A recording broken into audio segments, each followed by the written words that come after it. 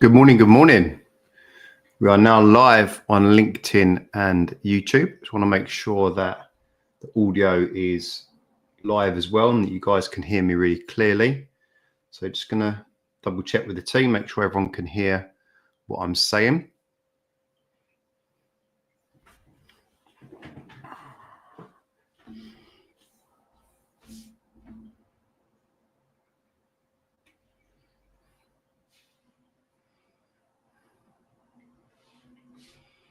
Okay, let's just double check this, guys.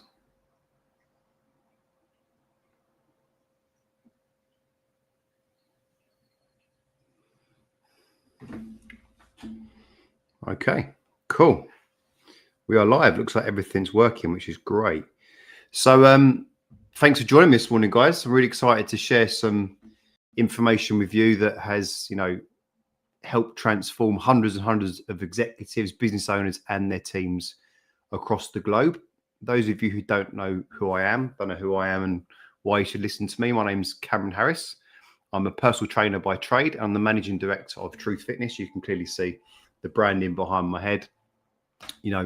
From my perspective, I've been helping business owners, executives, and their teams for the last 21 years to transform their health. Have been featured in a range of newspapers and press, from independent newspaper to the Telegraph to GQ magazine and Women's Health as well. I've also spoken at a number of universities around weight loss, executive health culture, sport and exercise science as well. And the clients that we work with, specifically around business owners, executives, and their senior teams, they improve their health, they improve their sleep, they improve their strength, their fitness, and also their business performance. So, I've been doing this a while now. My team's been doing this for 9 years now, as well as Truth Fitness. I'm really excited to share with you some simple but very impactful kind of tips that are going to help you to lose up to 6 kilos in the next 6 weeks. Now, that's pretty impactful, right? That's something that's going to change lots of people's lives. So what I'm going to do today, guys, I'm going to bring up these slides. I want to keep this as interactive as possible. So if you do have any questions, you can put it in the comments box. I have another video feed open on the side here. And then we are going to do a Q&A at the side, at the end of the call, sorry. So if anything comes up, any questions you've got, put it in the comments box, and then I'll answer those at the end. I'll keep them anonymous. I won't call your names out. I know that there's some private questions in there as well. If there are further questions that you've got that we don't have time for, feel free to message me on LinkedIn. We spend lots of time on that platform, and we'll get those answered for you as well. So let's rip into this today. There's lots and lots of information to go through. So I kind of want to do the best job I possibly can to ensure that we get through all of it. I think about 45 minutes will do the trick, maybe 50 minutes, depending on questions at the end. So I've done my little introduction of who I am and kind of what we do. This is the team that I have here at Truth Fitness. So there's me, as you can see in the middle right-hand side. I'm with a small coaching team as well. A little bit about how we do things differently to most people in our space. One of the issues that people that we work with and people that have kind of struggled in the past with getting results is oftentimes the things that you see online, whether they're coaches or personal trainers, often they're solo coaches or personal trainers. Now, the issue you have with that is that most people that are running companies that are super busy, that have got lots on their plate, they need more than just one person that's looking after their training or one person that's kind of looking after the nutrition. They need a much more in-depth, one-to-one, hyper-personalized situation program-wise. So what we've done here at Truth Fitness is, me as the owner, I've pulled myself out of the delivery, and my team's only goal is to make sure that our clients get that kind of one-to-one care that they need. So if you're watching this today and you kind of want to learn a bit more about what we do, we can definitely go through some of that. But the main objective, guys, is to give you a step-by-step process to how you can lose 6 kilos in the next 6 weeks. So everything we do here is really simple. We've distilled it down to, we've practiced this lots of times. So we've distilled it down into a real simple 5-step formula, which we call chefs, which we'll talk about in a moment. But let's talk quickly around, the cultural and societal shifts that I've definitely seen over the last 10 years. I'm sure you guys, would agree, or maybe you've got some commentary or some opinions on this as well. But from my perspective, from talking to hundreds and hundreds of business owners, executives and their teams, and also being a business owner myself, I've seen that culturally there's been a real shift away from, more hours, more pressure, less, respect for our health, less respect for our sleep. The kind of archetypal Philip Green, that CEO that smokes cigars and they're in terrible shape and they're always at business lunches. That kind of aspirational leader it's kind of dead. That culturally has changed.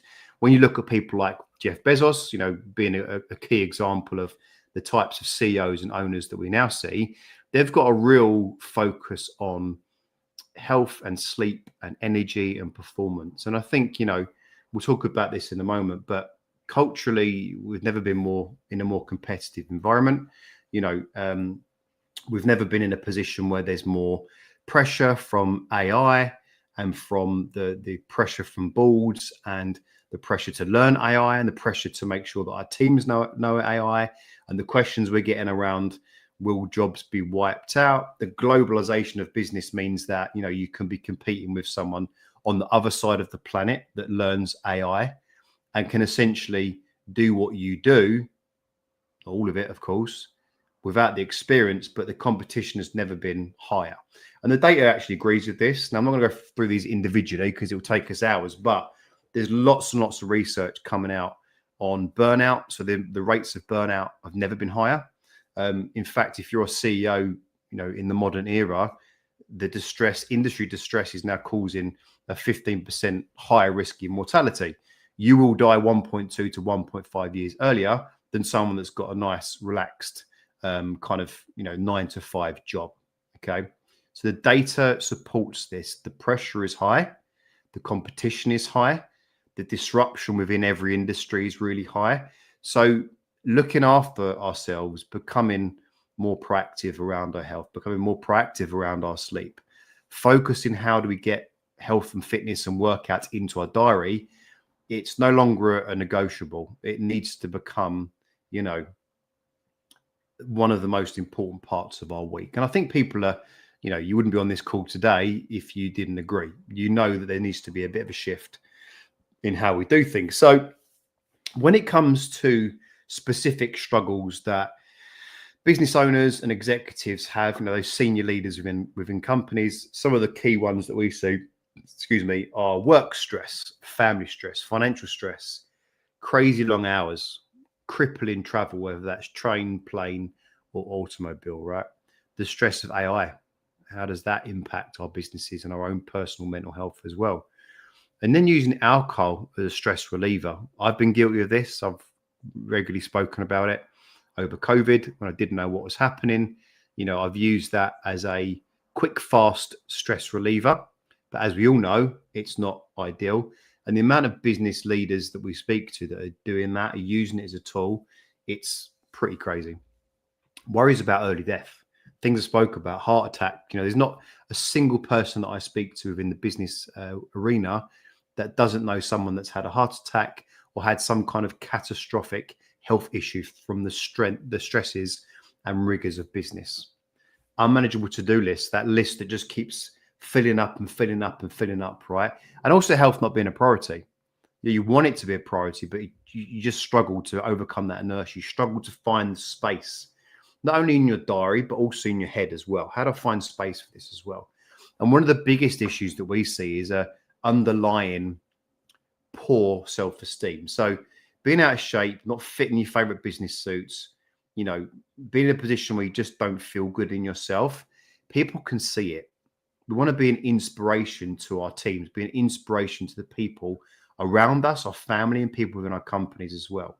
That poor self-esteem, people often don't want to talk about it, but we all struggle with it, especially if we're not aligned with looking after ourselves. That self-care is extremely, extremely important.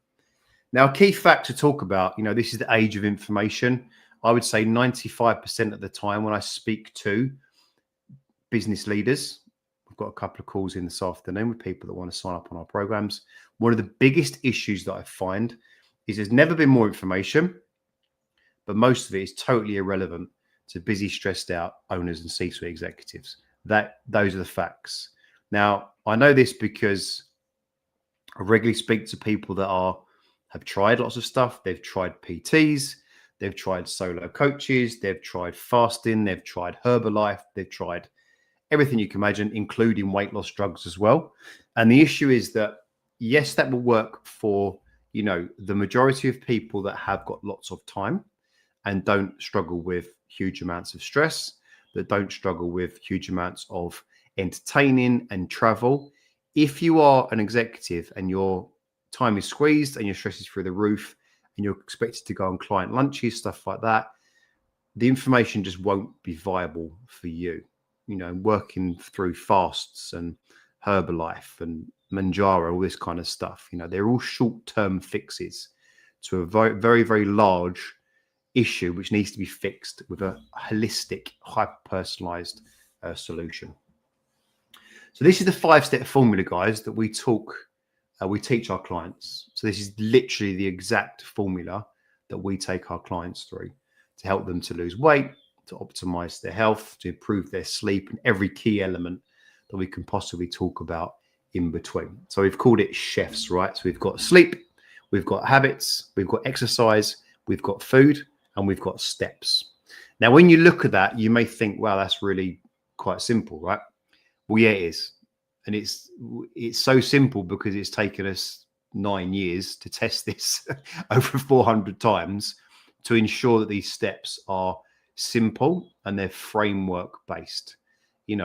Things like calorie counting, things like extremely, complex nutritional protocols, things like, crazy workout regimes, and things like crazy goals that don't make sense, DNA testing, food intolerance testing. They're all great in isolation, but they're not going to fix the fundamentals, how we work as a company. And my advice for anyone watching this today, get the basics right. If you can build the foundations, if you can build that base of the key areas we're speaking about today, these 5 steps, if you can build a strong base, everything becomes easier. If you skip any of this, if you don't look after your sleep, we don't look after your steps, don't look after your food, you will be disappointed in the results that you get. Okay, let's rip into this then, because we have got lots to cover. And as I said, we're going to do a Q&A at the end. So if any questions have popped up, happy to answer those. Do hit me up afterwards as well if you have any questions. And, I put S at the front of this, right? Because if your sleep is not optimized, if it's not at least 80% of where it should be, you just won't get the results that you want. Now, I would say 99% of the time, the people that we help, they have some kind of issue with their sleep, whether it's been caused by high stress, whether it's been caused by alcohol, whether it's been caused by, the brain just not switching off, or it's been caused by really poor habits around sleep. Sleep is the most important thing that you can fix today. And we've got to remember as well with sleep, this is not something that is unique to any human. Every single human on the planet needs sleep. So a quick story for you. My dad passed away 2 years ago. He had Alzheimer's, and he ran a company which required him to travel into the city or into Hackney 5 days a week, extremely early in the morning. His sleep was terrible. He'd go to bed late, wake up early, would maybe have 4 to 5 hours maximum every single night. Now, that then meant that his diet wasn't great. It then meant that he was always tired. It meant that his stress was high. Also meant from a hormonal perspective, his body was never in a great position. I'm not going to sit here and blame sleep for the issue that he had. He had 15 years of suffering with Alzheimer's. But I would say from a factual perspective is that every single one of us, if we're not sleeping optimally, the chances of long-term health implications, the science is showing us this now, this is not made up, are huge. I've also got another friend that worked on the markets, 1 a.m. wake ups, 2 p.m. to bed, all this kind of stuff, now has real bad mental health issues. They're just 2 personal examples of people that have not looked after their sleep. Okay. So missing about an hour and a half of sleep a night reduces your productivity by 32%. So not only is it long-term health implications, but essentially, if you're not sleeping properly, your productivity will not be where it should be. You can't work as hard. You can't be as focused. You can't finish tasks as quickly. So on a day-to-day basis, a great example last week, spoke to a gentleman, sleeps in the gutter, and he was getting into a position where for the last 6 months, he'd had these tasks on his board that he just kind of kept putting off and kept putting off and kept putting off. Now, he knows if he sat down for 4 hours, maybe in little blocks of half an hour of a 10-minute break, he could smash that workout in the morning.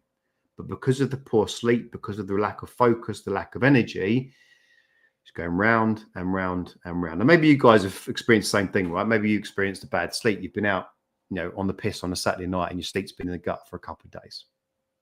You find that Monday, Tuesday, and Wednesday, you're really struggling to get those tasks done. It's a real thing. So a couple of questions to ask yourself, guys. Do you easily fall asleep? Do you fall asleep without too much effort, without taking any sleeping tablets? I've spoken to quite a number of people that have taken sleeping tablets for 5, 10, 15 years because their sleep is in a real bad position. That is not healthy at all. So do you fall asleep easily? Do you stay asleep? This is really important. If you keep waking up in the middle of the night, whether it's for a wee, whether it's because your brain's switching back on, whether it's because you feel like you're tossing and turning, that also is not good. So falling asleep easily, staying asleep. Do you wake up in the morning without an alarm? This is a big one. The amount of people that keep snoozing their alarm because their sleep is not where it should be is huge as well. And finally, do you need coffee? Now, when I say need coffee, what I don't mean is do you enjoy a coffee? That's not the same as needing coffee. Needing coffee is waking up in the morning and thinking the only way that I can get through today and get myself into gear to get on the train is to have a double espresso or get, a cappuccino down my neck. They're two different things. So here's some key factors that will really help impact your sleep. We call this sleep hygiene. So sleep hygiene really is the couple of hours before you go to sleep. There's some fundamentals that we know that work because science tells us, but also because we've tried this 1,000 times.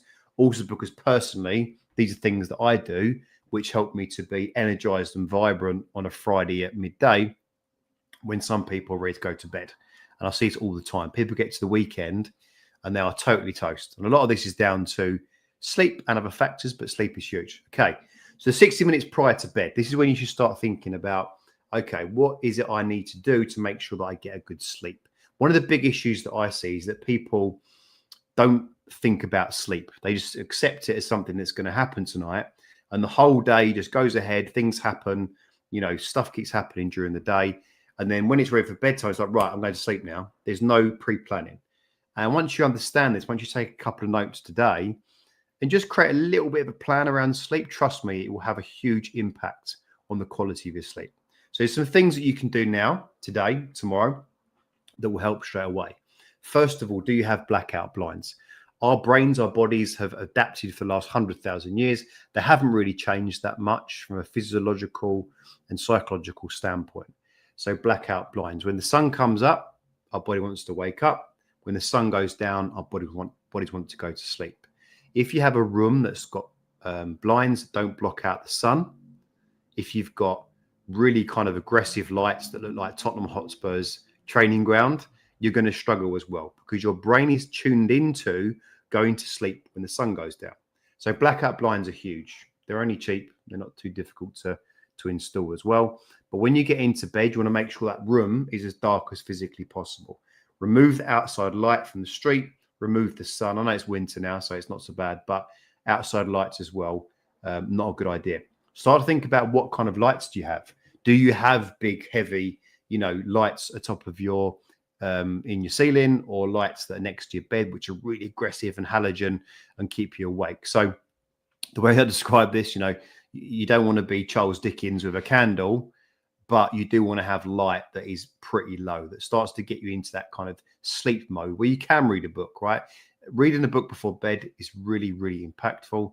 I don't recommend reading heavy duty business books or sales or marketing books, things that are going to engage your brain and start to take you off into different tangents aren't ideal. Things that you enjoy. So whether that is, non-fiction, whether that's, just like a kind of easy reading crime book, something like that. That doesn't really get you into a mental space where you're thinking about stressful situations. I like kind of fantasy books around, swords and dragons and all this kind of stuff. Take the piss if you will. And that, for me, I just enjoy that. It doesn't send me off into craziness. If I sit there reading, let's imagine one of those business books here. I read a business book and it's got me into thinking, I've got to do this tomorrow, I've got to do this tomorrow. That's not ideal. You don't want to be reading that kind of book. Read something that's going to calm you down. It's going to get you into a position where you're just enjoying it and start to slowly lull you into sleep. No water an hour before bed. Okay. If you start drinking water half an hour, 10 minutes, 5 minutes before you go to bed, you're going to put that into your bladder. And about 1 or 2 in the morning, you're going to need a wee. When you get into that broken sleep, because you have to get up and do a wee around 1 or 2, it's going to take you an hour to get back into that high quality REM sleep. So stop drinking water 1 hour before bed. Okay. Another couple of classics, right? And I'm going to really take my time explaining this because I'm pretty sure people on this call today are probably doing this. Stop using your phone and your computer and your laptop and your iPad in bed. That blue light that hits the back of your brain is like a shot of caffeine.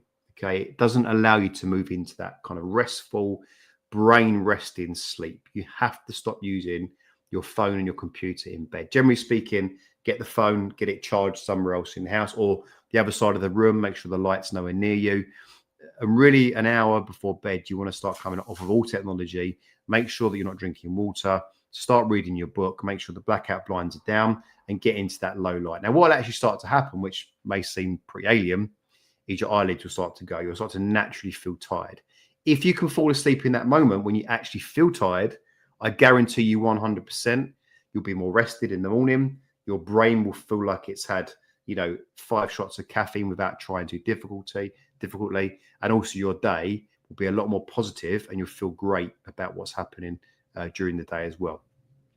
No caffeine after 2 p.m. Now, caffeine's a big one. We all have it. I've had a coffee this morning. I've actually had 2. But generally speaking, if you're quite sensitive to caffeine, stop having your caffeine by midday. So it's got a long half-life, which basically means when you digest that caffeine, it stays in your bloodstream for around 13 hours. So if you're having a coffee at 2, 3, 4, 5, I do hear people still having coffees with their dinner at 8 p.m., which blows my mind. If you are having caffeine later in the day, it will affect your sleep. It will affect the quality of your sleep. Even if you can get into sleep, we call it REM, which is that deep restful sleep, which is good for the brain, good for recovery. Having caffeine will stop you getting into that rested sleep. So you'll still go to sleep, but you might wake up feeling groggy. Okay. And a big one, guys, is alcohol. All right. I'm sure you guys know this already, but alcohol does not help you sleep well. If you have a bottle of red wine, yes, you might pass out quite easily, but you will wake up because your liver's processing the alcohol. You will wake up more groggy. You will be more dehydrated. Okay. So we're not kind of alcohol Nazis over here, but let's be honest with ourselves. Every single time we have a drink, our sleep is disjointed, and we all know that, right? So booze as well, try and limit that as much as you can. Generally speaking, a good rule of thumb with that as well is just to have a drink on the weekend rather than in the week. When you're in the week, you want to really focus on your sleep, really focus on your rest. Cool. One final tip on there as well, guys, is that chamomile tea, things like Tulsi tea, help to get you into restful sleep. And magnesium, which is absolutely cheap as chips, can very much help you have a restful sleep as well. So let's go to the next steps. We've looked at sleep. We're looking at habits now. So habits are great because this is something that we very much focus on with our clients because they are so busy. If you're watching this today and think, how the bloody hell do I find time to do any of this stuff that Cam's talking about? I definitely focus on sleep because it doesn't take any more time to do that. You have to sleep. You can't, it's a non-negotiable for all of us. We will have to sleep at some point. But secondly, habits. The great thing about habits is you already have habits. Okay, it won't take any more time to switch from a bad habit into a good habit. Now you've got a little picture here, which is a picture of our health app, which is the Truth Fitness Accountability Plus app. And you can see here, we built our clients out a step-by-step kind of habits guide customized to that individual. I'm going to teach you now exactly how we do that for our clients. Okay. So what you need to do is assess your daily habits. Get a pen and paper out, not right now, but when you get time, write down your daily habits. So for example, well, do you know what? I'm really struggling to get steps in. That's not a good habit for me. I always reach for Haribo about 4 o'clock, or I'm always having coffee throughout the day. I have far too many, or I'm always snoozing my alarm clock. Okay.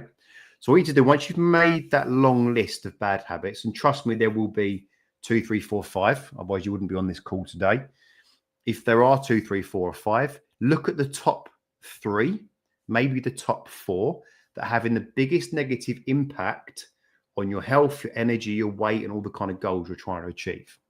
Once you've got those 3, maybe 4 as a maximum, take those and flip them into positive. So for example, I'm not getting enough steps in my diary. Okay, new habit is I'm going to do at least 7,000 steps a day, as an example. Okay.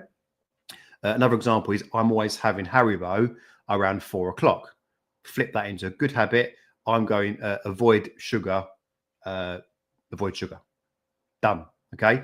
Once you've built that list out, you need to then hold yourself accountable to it. This is where it becomes a little bit more convoluted, a little bit more sticky, because unless you can actually do those day in day, it becomes more of an issue, which is obviously why you're on this call today, right? So what I recommend is put that list of 4 somewhere that you can see it. For me, it's inside of our app. Maybe it's inside your notebook. Maybe it's on your desk. So every day you can tick them off. Okay, boom, I've done it. Boom, I've done it. Boom, I've done it. What that also does, it holds you accountable to the fact you need to tick them off. And it also means you start to feel a bit better. You start to build that momentum around the goals that you want to achieve. So habits for me, guys, are really, really impactful. If you need help with that, we can talk about that in a moment.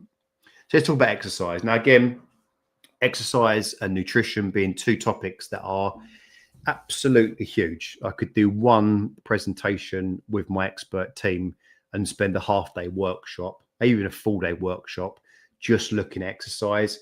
And you could do a week on nutrition. So when it comes to exercise, I'm not going to spend an hour here, but I want to give you some fundamentals that are going to help to take you from where you are right now to where you want to go.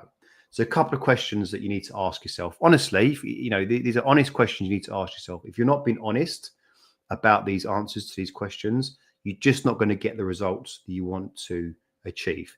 Now, it blows my mind how many people I speak to that have been following the same training program for 2, 3, 4, 5 years and have never seen the results that they want, but still do it. It blows my mind. What a waste of time, energy, and often money when it comes to David Lloyd memberships, which are £200 a month. First question, looking at your current training program, are you getting the results that you want? If the answer to that is no, I'm not getting the results that I want, that program is ineffective. It is not working. Is the program time efficient? Does it mean I'm getting the most bang for my buck every time I work out?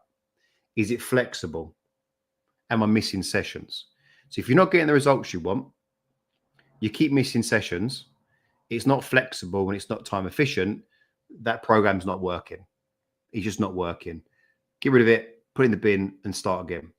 So 2 key points I want to make when it comes to building a new program. Now, again, as I said, we can spend a whole half day just talking about working out, okay? But 2 things I want to talk about. One is that running is not the most effective thing that you can do to get yourself in shape. It's the easiest thing. It's the cheapest thing. It's the most accessible thing. It's the most popular thing, but it's not the most effective thing. Now, what I often talk about in the running space is that the risk and reward of running is not really very balanced. So the risk of running, especially if you've got weight to lose, especially if you've got weaknesses in the body, especially if you've got difficulty in certain ranges, especially if you've got pre-existing injuries, especially if you're someone that hasn't really worked out, the whole kind of couch to 5K thing. The issue that you've got is the amount of risk, the rate of risk you've got is very high.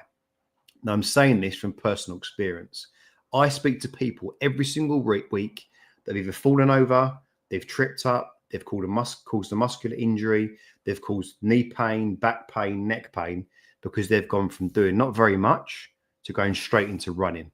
Okay. Running, in my opinion, is something that you should do when you're strong enough, you're flexible enough, you're also light enough, and you're conditioned enough. Okay. When you start to build your new program out, you have to implement some strength into that program. The science is clear. Longevity, strength, posture, heart health, lung health, hormone balance, testosterone, estrogen balance, etc., etc., etc. We have to do strength training. Okay. Everyone gravitates towards cardio because it's easy and you haven't got to learn anything.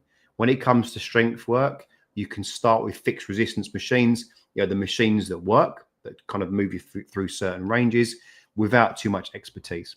When it comes to actually getting into strength movements like squats and deadlifts and presses, all that kind of stuff, you probably need some form of guidance. Okay. Now, very quickly, people struggle to understand, or maybe information isn't right around what is strength training. In a nutshell, strength training is picking up heavy things that you really struggle to pick up over 4 to 6 repetitions. Okay. Strength training is not going on a machine and doing 25 presses like this. That is not strength work. That is strength endurance. It's totally different. Okay. So when you start to build your new program out, you want to focus on bang for your buck, big muscle movements. You're going to get far more benefits from that. You're going to increase your muscle mass, which is going to help you to drop fat. It's also going to help you to become much leaner. It's going to help you to feel good and confident and strong and see improvements in your posture as well. Big subject, guys. Huge subject. Now, nutrition, which is the king of big subjects.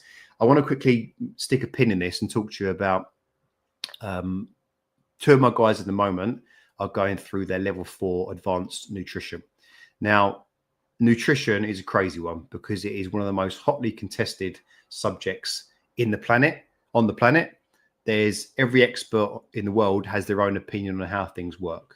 Okay, and what's best for their clients and what's best for this. Lots of different science that doesn't necessarily agree. The 2 guys at the moment that are doing level 4 nutrition, the information that's on that course, a lot of it we're not really aligned with. It's quite old information. Okay, the face of nutrition is always changing, but there are some fundamentals that people in my space regularly gloss over. It's all around eat less, move more. Calories in, calories out. It's a huge oversimplification around the subject that really, if all of us had a bit more understanding about what works and what's good for us, it's really going to help to kind of change the face of health in this country. The average person isn't going to count calories. The average person doesn't want to count calories. When it comes to busy, stressed out, time poor executive, and I've seen this hundreds of times as well, guys, counting calories, MyFitnessPal, this kind of stuff, it's too overwhelming. And generally speaking, the coaches that are using that, they're trying to give you something that doesn't take them much time to produce and means they can give you results without having to actually educate you around nutrition. So a couple of key points that I have seen over the last 21 years. Most of the people that we start to help, maybe people on this call today, do not eat enough high quality protein. Okay.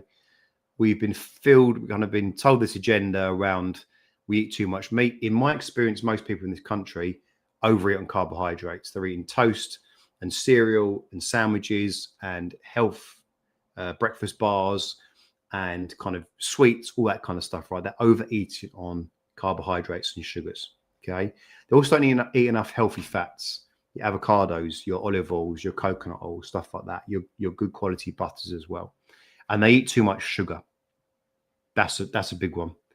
In this country, we generally overeat on sugar. I'm not talking about the odd sweet. I'm talking about sugar in coffees and sweeteners and processed foods that are full to the max of glucose and glucose syrup as well. Now, when you have this poor diet, when you're not eating enough protein, when you're not eating enough healthy fat, when you're overeating on sugar, when you're probably drinking too much as well, you're going to feel inflamed. You're going to feel like you're always hungry. You're going to keep overeating because you're not eating the right types of food, and you're going to struggle to recover from training. So when we start to address these things, our clients start to recover better. They start to feel stronger. They're also feeling full up, so they're no longer hungry because they're actually eating proper food, and they're reducing the inflammation in the body. So aches and pains, we see this all the time. People that start to fix their diet up, they start to reduce bloating and inflammation, which suddenly means they get more range. They can play golf again. They can go running again, etc. Now, a big problem we have in modern society is that ultra-processed foods, high sugar, high fat, stuck together like this, creates an issue in the body called the Randle cycle. Now, simply put, if you're overeating on these foods, the body starts to get confused with what to do. If you have a diet that's very rich in ultra-processed foods, if it's rich in inflammatory foods as well, as you can see in that picture there, you know, Tesco meal deals as a classic example of the crap that we're eating nowadays, right? It creates inflammation and disease in the body. So if you want to get ill, add too much weight on, don't sleep, eat ultra-processed foods, and don't work out. They're the 4 key factors that will pretty much guarantee you have some form of health issue, which I know none of us want today. So very quickly, guys, I've got a scannable QR code there. And, you know, as I spoke to you at the front of this call, we've helped over 400 business owners, executives, and their senior teams across the globe now. We've got over 50 years of combined experience across the team. We've been featured in a range of press as well. And we're very, very, very good at what we do. We only work with a select few clients, maximum of 4 to 6 clients every month. We're very picky with who we work with nowadays. We work specifically with people that we know we can help, and people that are action takers, people that we know are going to do the stuff they need to do to transform their health very, very quickly. So we're going to offer you a diagnostic call. So if you want to get your phone out, you can scan that QR code. It will bring up a very quick form to fill in. There'll be 3 questions on there as well. The reason behind those questions is so we know that we can help you. If the questions, if the answers to those questions don't align with how we help you, we won't invite you onto a call. This is more around seeing how we can help.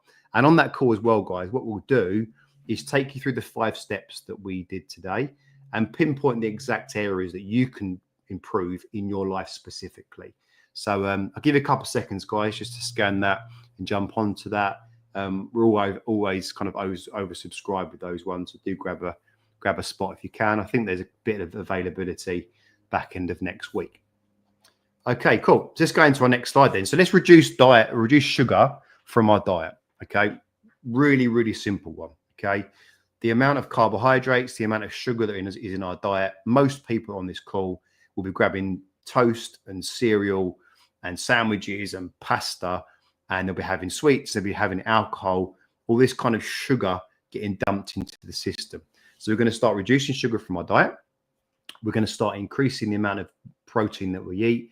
Generally speaking, every time you have a meal, you want to have animal protein in there. Animal protein beats any other protein, hands down, without too much difficulty. That's going to help you to hold on to and grow extra muscle, which we really need. You're going to increase the amount of healthy fats that you eat. I say healthy, you know, unhealthy being trans fats, man-made crap, healthy being olive oils and coconut oils and avocados, stuff that we know is good for us, you know, ask any Italian. It helps us to stave off hunger, helps us to feel more mentally focused, helps us to recover. I think a big one as well, just very quickly, because you are running out of time. Most people feel hungry, okay, when they go into some form of diet. And a big part of that is because the nutrient density of the food, the amount of protein and fat that's in there, the amount of vitamins and minerals is very low. So eating enough protein, high quality protein, eating enough fat actually means you don't get hungry. If you eat a steak with 2 eggs and some broccoli, you are full. You cannot then go ahead and start eating loads of sweets. It's not really possible because you just feel full. Okay. You also feel satiated from that food as well. And try to keep your meal times as similar as possible. Our bodies, our minds love to have some form of routine. So doing that with your food really helps. Right. Final step, guys, because I know we're getting a little bit tight on time for everybody.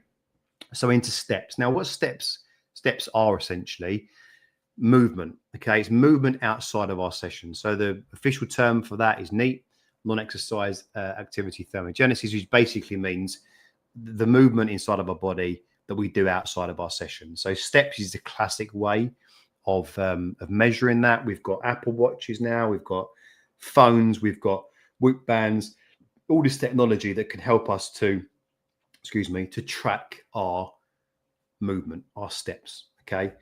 Now, the gold standard that you'll hear about all the time is 10,000 steps. In my experience, if you're in an office, if you're stuck on Zoom calls all day, you're going to struggle to hit 10,000 steps. I think a much more kind of reasonable goal would be around 6,500 to 7,000 if you're stuck in an office all day. There are a couple of techniques and tips that really help. One of those things is to actually schedule walks into your day. As an example, if you have a coffee break at 11, go to the coffee shop and go for a walk and go and grab the coffee. Okay.